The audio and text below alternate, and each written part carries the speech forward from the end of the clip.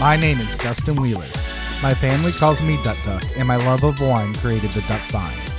The joy and passion I have is a bottle of knowledge I want to share with you. Let me be your favorite sommelier and pour you a big glass of edutainment so you can sit back, swirl it, sniff it, and sip it as we ducks fly together through the wine world. Let's duck and go. Hey folks, after recording the episode, just realized that the introduction may have seemed a little bit long. Just stick in there, bear with me. I promise the episode is there. It won't take too long. Thank you and enjoy. Well, wine friends, all my duck friends, it's been a while, but we are back. We are here with a new, renewed energy. And it's time to get ready for an exciting new chapter in the Duck Vine's life. So, big announcement. Change has happened in our world. And I have actually stepped out of restaurants after 20 years of doing so. And I've placed my career into a new focus, which is 100% wine driven. I'm in on the retail side of wine now. So I'm running a wine shop in Charleston, South Carolina, as their manager now, and they're a wine guru, which is awesome. Because not only do I get to talk wine every single day, but it is solely my focus versus kind of being spread thin and trying to make things happen. But that being said, it really had me looking at what we've created in the past year, and I felt really good about what we have done, but kind of also made me scratch my head on what the heck I was doing. It was our first year. It was fun. It was new.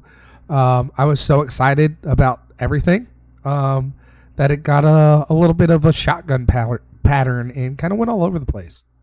My initial goal when kicking off this podcast was that anyone, from someone who maybe knows nothing or someone that's trying to get their certifications or going through their certifications, could listen to this podcast, and maybe if reading wasn't their thing or they didn't have time to really study and needed a way to absorb more information or just liked audio versus having to read, you could listen to the episode and take away some knowledge in an easy format that made sense. So basically let me bang my head against the wall, digging through all these books, all these complicated wine terms, and just everything like that, and then try to break it down and pass it on to you a way that just made more sense.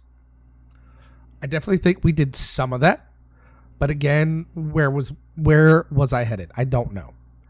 I loved the first year, don't get me wrong. I got so excited about so many things, and I learned a ton.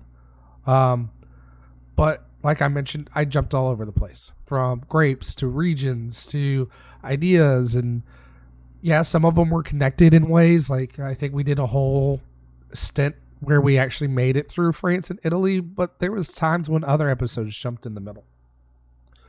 So it brings me to the new roadmap for the podcast of the Duck Vine going forward. We're going to kind of revamp and restart and get back to the roots in the beginning. So we'll start at what is wine. And that's going to be what today's episode is. And then we're going to connect that through how is it made? What steps does it go through? What is the different parts of the vineyard that influence the wine, so on and so forth. And really by the end of it, when we start to talk about regions and I bring in some wine terms here and there, you'll be able to go, oh, okay, I know exactly what he's talking about. And I hope these episodes will range in the 20 to 30 minute range. So kind of more like smaller bite size. And these will be kind of our weekly uploads that we'll have for a while. But every now and again, we'll get multiple episodes a week, or depending on what's going on, add in some nerdy episodes, like especially like I had written one before this kind of hiatus about barrels and what do barrels do to wine and whatnot. So really taking an in-depth dive, a lot of scientific terms, a lot of nerdiness in that episode. But I was sitting there looking at it. I was like, why am I going to talk about the barrel when I even talked about how vines really end up where they are?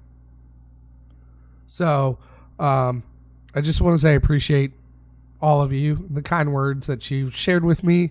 And some say you enjoy listening to me. But, you know, I don't want to make a liar out anyone. So I also want to include some more interviews of winemakers and people in the wine industry and get some more of that going this year as well.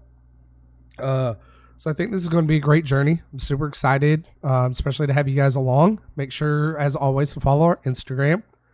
If you do want to help us support us financially, we do have the Patreon with monthly newsletters, food and wine recipes. We do polls, posts of what I'm doing in my daily job, just so you can see what it's like to be a som, and see what wines are really out there, and new wines and exciting trends. That'll all be on the Patreon, in very bite-sized, digestible points. But that newsletter is awesome, packed full of information. So whether you choose to sign up for just the free version, or you guys get so much value out of this, you want to support us financially, it is a big change for us leaving the restaurant world where I've been for 20 years and getting into this. So the pay is definitely different, and it definitely makes a huge impact. Every single one of you, now more than ever. If there is any kind of financial support you guys want to give, you could do anything from a glass of wine a month to a case of wine a month, and there's all kinds of tiers in there. So we really appreciate that. Excited for this new journey with you guys to tag along with us, and we'll really have some fun from here and jump into what is wine and how do we get it. So thank you again. Please, as always, go check out the Instagram, follow the Patreon for free. You still get a lot of content that way, but again, if you do want to choose to support us financially, there's those options there. And myself and my family are very thankful if you choose to do so. Alrighty, folks. Well, with that intro out of the way, thank you for hanging out through that. I know that first couple of minutes were really kind of just vision driven versus wine driven, but now we get into the meat, the vino of the episode. And this one's going to be a great compact episode, but is the basis for everything going forward. And it is, what is wine? You know, we've talked about wine all over the place, all over the world, all these things, but what is it? How do we get it? What's the process? So not necessarily going into how is it made yet, but this is from a vine starting until it's ready to go into a facility. What are those steps? What are some of the struggles? What do vineyards face? And let's get into it. So by definition, wine is a fermented beverage by grapes. Normally it's always by grapes, as you call it wine, but you can run into other fruits being made into wine. Typically on the label, it will say like apple wine and not just wine or something, but you will be able to tell it's usually from a different fruit. So how do we get there? How do we get that liquid? We got to start back and get the grape first.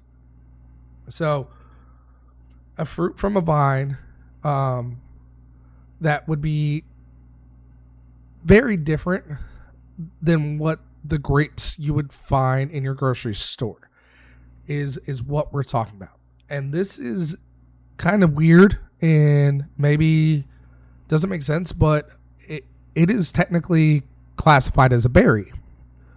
And it sits in this makeup of about 75% pulp, quote unquote. You'll hear that again, pulp, or the innards of the grape. We've all seen those.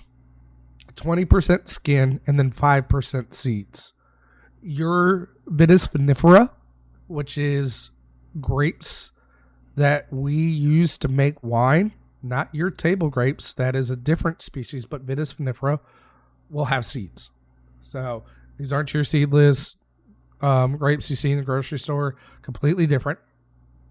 And now that you think about this, basically a quarter of the grape that you would see on a vine is not going to contribute to juice content at all. So does it surprise you to know that your average bottle of wine will have about 400 grapes in it? I mean, just think about it. We take it, we press it, all the juice comes out, you lose some there. Everything in this process is about controlling how much you're going to lose. There's nothing really that you can do in wine making to kind of heighten from above a certain percentage. It just, on your best case scenario, is a lot of what we talk about in the great growth and production.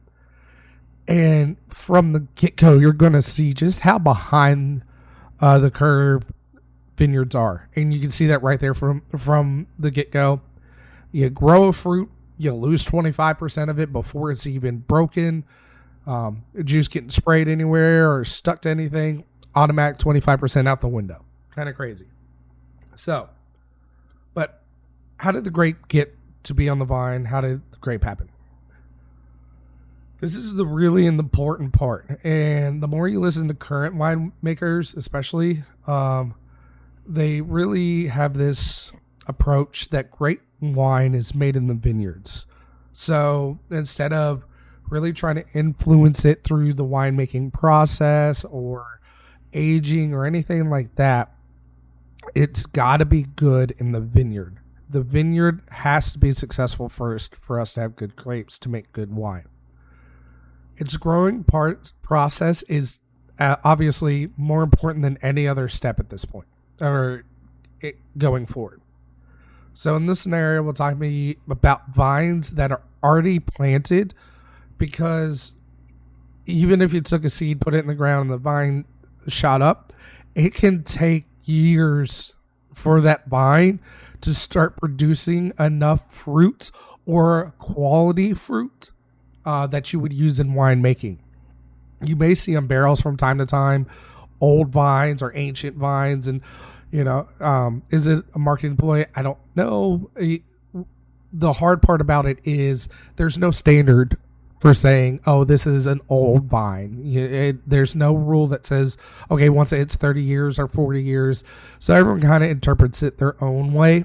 But the reason they're noting that is the older the vine is, the deeper the roots go. So the more nutrients, the more variation of soil the plant has access to, which will add depth.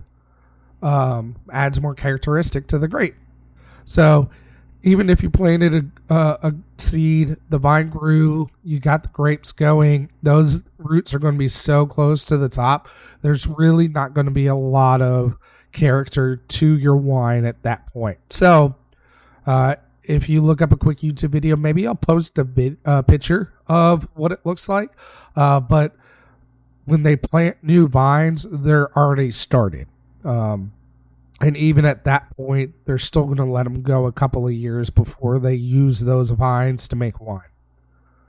So that's why we're going to start with a vine that's already been planted. So we're sitting here. It's a brand new year. It's like January. Let's just start from there. And we get through harvest. The vine, the leaves fall off. The vine goes into a dormant state. Once spring starts to head around, we hit a stage called bud break.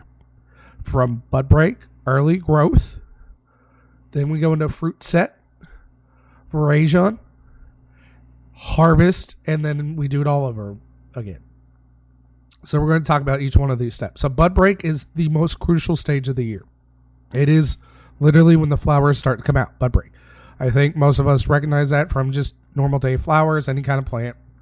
They all do this. It's not special to grapes.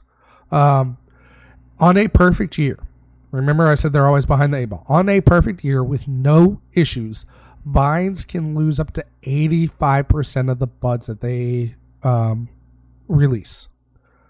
So even in the best, again, perfect scenario, they're behind the 8 ball. This is during the spring, March to April time for northern hemispheres. Just kind of, I'm in the U.S., so we're going to go based off of northern hemisphere kind of weather. So we're in the springtime. March, April is when bud break happens. Now, think about northern France, Burgundy, one of the most popular high-priced wines. You can imagine just some of the difficulty. It's still cold there. Frost is a big issue. Hail. And then just this low success rate to begin with. It's just such a high stress point in the vineyards. As we start to move into May, the flowers start appearing. And this is the early growth. And then this is as the flowers are appearing, this is when the fruit set starts to happen. It's pollination season. It's when all this is going on. We've got to this point. Normally, we can breathe a little bit during this time because it's just a development. We'll talk a little bit towards the end of the episode on kind of some in-betweens here and there. But after May, we're moving into June and July, and this is where variation starts. This is where the fruit begins to change colors. Almost all of the grapes are green to begin with, and during this process, they start to change colors into whatever they may be. You know, they could turn gray for like whites or a little pinkish, or they go on to full black for some of the reds. But they start to swell and soften. Up to this point, the fruit is extremely hard and bitter. It is its natural protection as it's still getting all the nutrients together, and those the fruit's getting big enough to be where the plant goes, okay, it can survive now. So it is, if you ever see a green grape in a vineyard, it is not going to be, again, your green table grape. It is going to be bitter as all get out. It is a natural defense against birds, especially. After this now, August through October, big window here. So we've moved from June, July, August, September, October now. We're into harvest. Now, it is a big time range now, not because it takes that long for harvest. What has happened is global warming. And again, we're going to touch on that, which, you know, the initial reaction could be, oh, the grapes are ripening quicker. This must be a good thing. It's less time for nature to kind of intervene and mess up something. But unfortunately, it's kind of the counter side of that. Grapes need a slow, long burn. If they ripen too quickly, they really lose their structure. They start to turn flabby. They don't develop everything, especially tannins are not present in some of those wines. So we have to kind of prepare ourselves in our vineyards for that. November and December is when the leaves will start to fall and the vines go into a dormant state where we do this all over again. So let's talk about some of the stages and what could truly happen, the effects of the outcome over all these wines that we love. So we talked about terroir in our previous episodes. There's no single word in the English language that you can use to translate terroir. It is the sum of all the factors. It is everything around the vines that lead to its character. And so we're in the vines, we're in the vineyards, we're talking about the vines. Terroir is real, and some of these factors are going to be what contributes to terroir. So weather, biggest factor, right? Obviously, where we're at, France, Washington, Oregon, California, you know, those first three, much colder driven than what California will end up like. So they have to deal with more issues than what we're going to see in California. Unlike most crops like tomatoes, lettuce, corn, where we want to give them everything that they want to survive, we want grapes to struggle to help create depth. But first, we got to get the grape out. So as I talked about, bud break, most nerve-wracking time for the vineyards. Just painting a picture, definitely going to post a picture of this on Instagram. Frost is a huge factor. It has ruined multiple vintages. That is why a lot of times in Champagne, you will not have a year is frost. It just gets so cold. I mean, you're talking March, April in northern France, in Washington, Oregon. It's cold. I mean, I spent most of my adult life in North Carolina, and granted, we were in the mountains in North Carolina, but March and April, you could still be outside. The sun would be out, and you could still be shivering because just the coldness that's there. So frost being big issues, they do have some counter tactics, and especially as we've been doing wine for a long time, we learn more and more, but it's still at the mercy of nature, because no matter what you do to help protect your vineyards, you're outside. And it's not like it's one little plant that you're trying to isolate that you bring in the pot inside. You're talking acres and acres of solution that you have to come up with. So one big one that they might surprise you is if they know it's going to be very cold for a very quick amount of time, they'll actually go spray water over the tops of the vineyards. This creates an ice blanket basically around the vine. It'll freeze, but the warmth of the vine and what's in the bud will actually be enough to sustain it if the temperature is going to warm up quick enough. So again, we're talking some fast-paced changes in temperature as well. So that's also a curveball. Not that it's cold; it's going cold to warm to cold all over the place. If it's going to be too cold for too long, there's some other things that they can do. They'll light oil drums in the vineyard to try to get warm air around the vines and in between the vines. They'll add stuff like windmills to help push the warm air around. And even in extreme situations, will use helicopters to really help promote moving that air. But, of course, this is very expensive. So, veraison. Climate change is obviously a big issue, very much so, especially in wine. We used to mainly harvest in October, but global warming has really sped that up. The problem is if you leave the grapes on too long, like, well, if they're ready in August, why don't you just still leave them until October?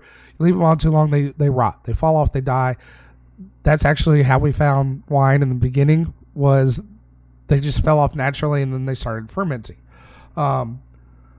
So they have sped up so much that the complexity is just not there. Like I said, some reds will just be lacking tannins completely. Imagine a Cab Sauv with no tannins.